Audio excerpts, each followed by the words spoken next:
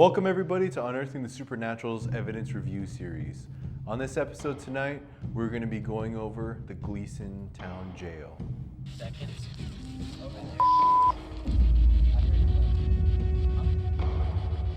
What's up? Are you really a teacher?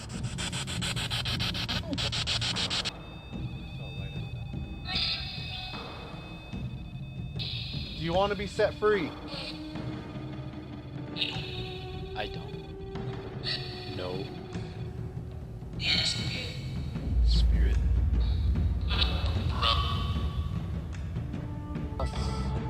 Setaas. Zolta. Shinchini. Zalaos. Sistadiakago. Gleeson, Arizona. My first impressions with Gleeson, Arizona was just how large of an area that we had to cover to investigate. And for me personally, it was one of the largest ventures that I had to partake in. The warm feelings, the inviting atmosphere that they had for us, it was very unique in the fact that they allowed us to ride in their personal ranger vehicle, and they gave us a tour of the entire ghost town.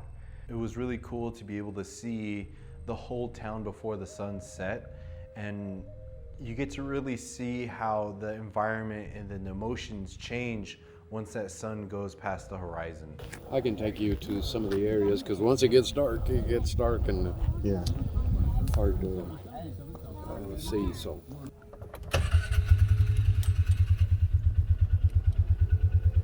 Sweet. When he took us up to the actual turquoise mines and copper mines that were there in Gleeson, and he showed us the massive mine shaft that was there and just how far down it went, it invoked some of my fears of heights. This pit goes down about 300 feet and then 1,800 feet into the mountain. Whoa. But be careful because it's all the water, the rains and everything. Because I see that hole Yeah. right there. That's what happened to the last person. They almost fell because it's undermined. When we saw the remains of what was once a bustling town, it reminded me of the fact that this was home to spirit. This was home to people. And so we had to respect it as a home to a large amount of spirits. And once darkness hit, it really seemed like the spirits came alive. This location is a very, very big location. Many acreage we had to cover, but lots of buildings, but also lots of teachings behind it. They had more shootings here than they did in Tombstone. Oh wow! Because in Tombstone they couldn't carry weapons. Yeah. So they'd come down here and they could shoot up the town. So That's what I was telling these two. Maybe like whenever they robbed something or a store and they came running this way. yes. So Gleeson, it was unique in the fact that there was a multitude of spirits there. It was a literal town of spirits. You had children, men, women, workers of all types of backgrounds, all types of specialties, and the memories of what they built and established at this town, the remnants of their work, their efforts, and their deeds was definitely prevalent here in this town. And that's what got me, because it was a mixture of people, but everybody helped each other. You know, it didn't make a difference. My dad was Italian, my mom was Mexican, we had Chinese, we had different cultures here, but everybody helped each other. It wasn't a matter of, oh no, I ain't gonna help him, The neighbors would help each other, and if they needed a roof or something, everybody would get together and go put a roof or a fence, I remember the first building we investigated was the old schoolhouse, and to my surprise, we actually interacted with children's spirits there. I'm not used to, children's spirits being around. From what I'm used to is children's spirits being taken care of usually. When they pass on, the families are usually there to make sure that their transition to the other realm is complete and unique. So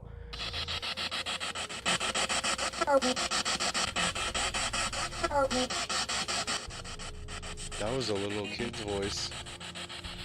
Immediately, my older brother mode comes on, and I just want to protect the children's spirit, because either help them pass on into the next happy hunting grounds or help them out in any way I can.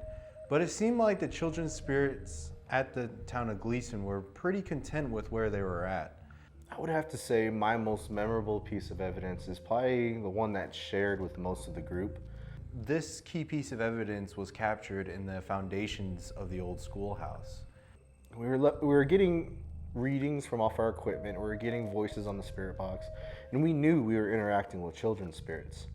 But to the extent of what we captured, I didn't feel it, or I didn't really recognize it until we were doing our evidence review. When I was looking at this particular piece of evidence for the very first time, you look into the darkness, you look into the eyes of the camera. Now, when we're investigating, our eyes are usually in our whole environment, looking around, scanning around, and there are sometimes our camera catches things that our eyes couldn't. I remember we were making contact with the children's spirits here at this location, and I was panning the camera around left and right, looking into the darkness to see if there's any silhouettes. And I remember I panned across a door, and when I panned back, there seemed to be a silhouette of a child standing in the doorway. You can clearly see, as Shanclen pans around, that there is no figure in the doorway.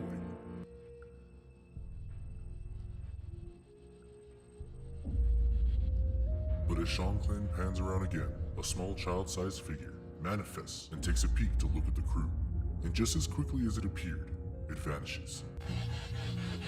My heart literally sank when I saw a child-sized figure peek their head around the wall of a doorway there in the schoolhouse. And I immediately got on the phone with my brother. I immediately got on the phone with the rest of the crew, and I said, you have to take a look at this. It peeked its head out fast and then peeked back.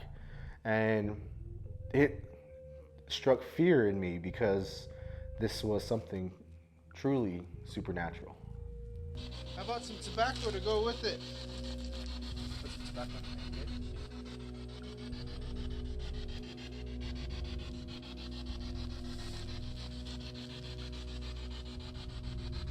Does that help it cross over into the spirit realm?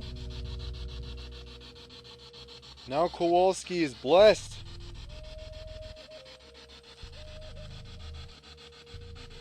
I'm not too sure if that's dust. Like not really moving. No.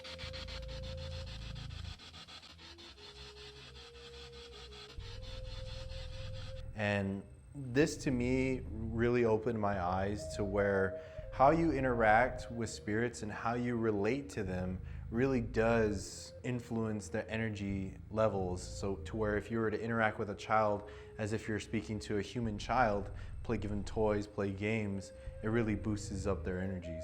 We met the children's spirits at the location, and then we went to another building which kind of did a whole 180 as far as for the emotions that were tied to the building. And this building was Bigfoot's trailer.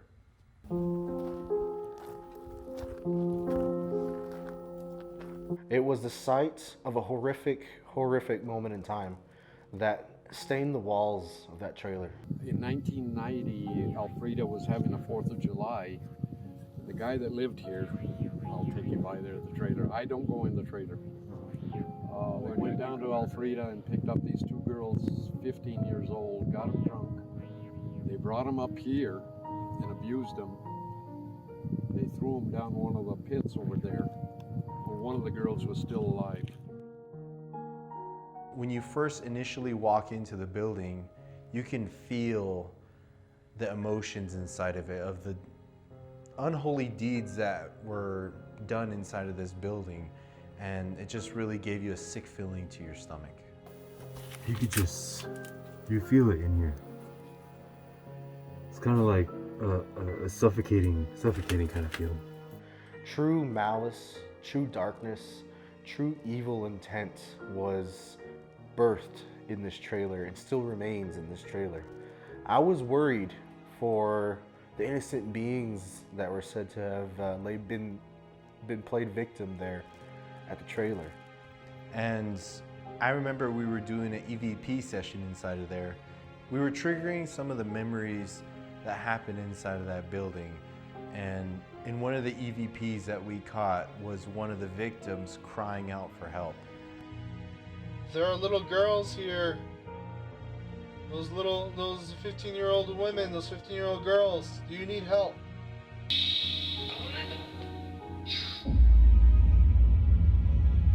You want to go home? I made it a point to do the ceremony to make sure that there were no innocent spirits that were still there. And fortunately, all that was there was just memories, hauntings that stained the walls. But I'll never forget the indescribable emotions that we felt when we were in there. The true fear, the pain, and just the moments of sadness and the moments of anguish that these poor innocent girls felt being victimized by true evil. This building or this investigation didn't really give me a lot of effects afterwards, but it did really bring the reality of actually stepping inside of a building where such tragic events happened. And realism did hit that this stuff is real and it does happen in our world today. The biggest thing that I learned from this particular investigation was how to allocate proper time to a large area and many buildings of an area that we were allowed to investigate. And there are still portions of this property, portions of this ghost town that we have still yet to investigate. There's an old Indian cemetery that we heard about that goes beyond into the Dragoon Mountains. We also were there to, we didn't get the chance to actually investigate the actual turquoise and copper mines up on the hills. But my biggest thing that I drew from this investigation was learning how to allocate time and to allocate our resources to investigate a ghost town properly. One thing I learned from this location is sometimes spirits are content with being in the middle realm. Being in the location that they're at, it's okay for even children's spirits who are happy, and sometimes they don't want to go on. If they're happy with their friends and where they're at, sometimes it's just best to just leave them there. Give them offerings, give them blessings while they stay there, and protection while they choose to remain in this world. Do you want to be set free? I don't. No. Why did they hang people?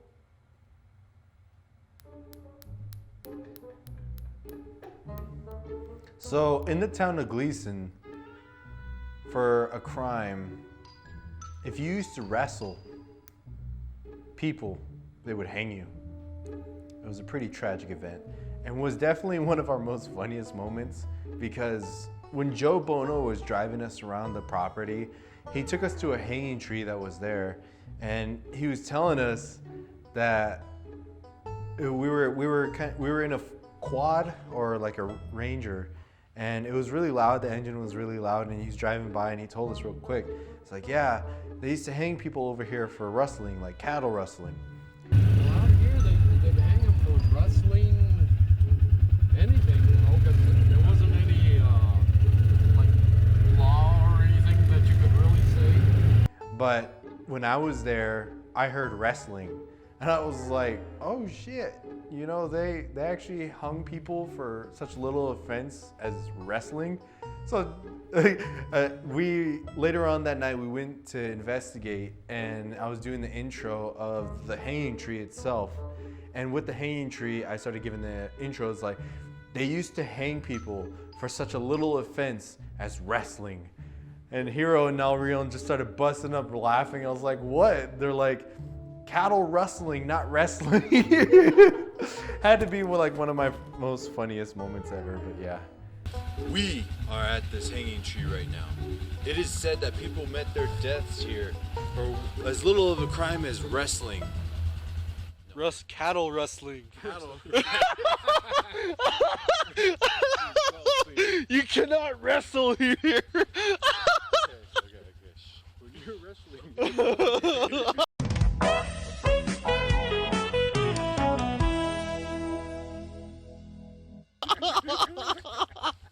Oh, that's going in the fucking clip. I'd like to thank everyone for joining us tonight as we reviewed one of our most iconic investigations in Season 1, Old Gleeson Jail in Gleeson, Arizona. You all take care, and remember, we are few of many. One story of thousands. Let us hear yours. I have things happen to me out here which I thought were normal, but evidently they aren't. Are you really a teacher?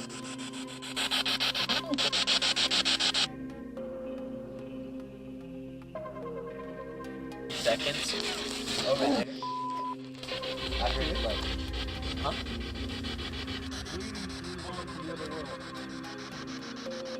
10.2.